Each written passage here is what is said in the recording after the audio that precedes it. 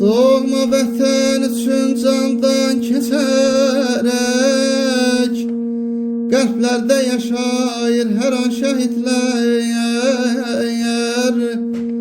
Can ilə qan ilə tarix yazıblar, əbəd məşəl tək yana şəhidlər. Ölürəm abalayam,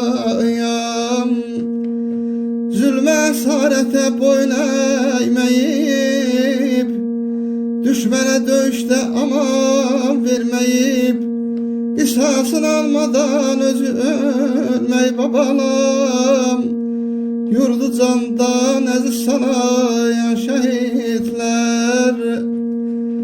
Baş üstə ay ulduz dilində andım, vətən xidmətində məğrur dayandı. Qanlı döyüşlərdə zəfər qazandı, zalimin bağrını oyayan şəhidlər. Nərəsi titrədi yurtda, nərəsi titrədi yurtda dağdaşı. Anacan oğlun üçün töşmə göz yaşı.